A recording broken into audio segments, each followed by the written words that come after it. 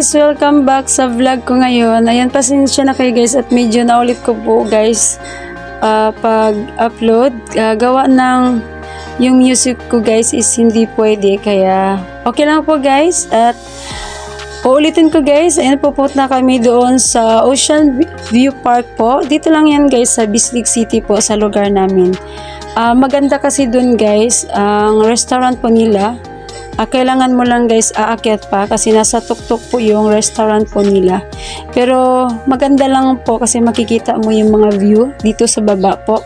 Ayan, at dito na po kami ng anak ko sa Ocean View Park. Ayan, at aakyat na kami guys.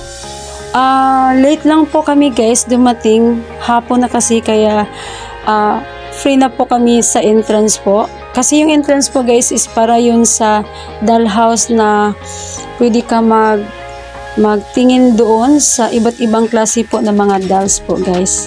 At ito po yung guys, yung hagdan po na sobrang dami guys. Siguro mga 300 plus po yung steps po niya.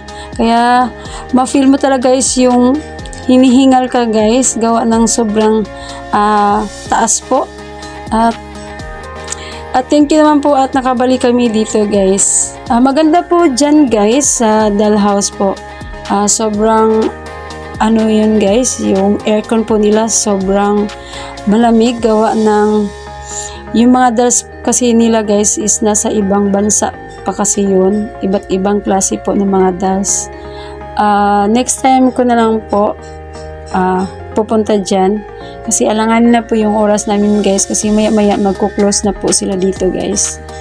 At medyo maulan guys, pero okay lang po, carry lang naman po. Kaya thank you at nakarating kami balik dito guys. At maganda kasi dito guys kasi makikita nyo yung view po dito, maganda. Tsaka maraming punuan po ng kahoy, mga nature. Ayan, sobrang ganda po dito guys. Kaya tsaka yung pagkain po nila dito guys, sobrang masarap din po.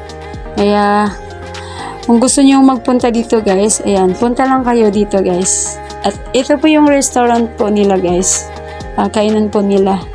Yung unang kumain po dito guys is umalis na po eh. Kami lang kasi yung na late.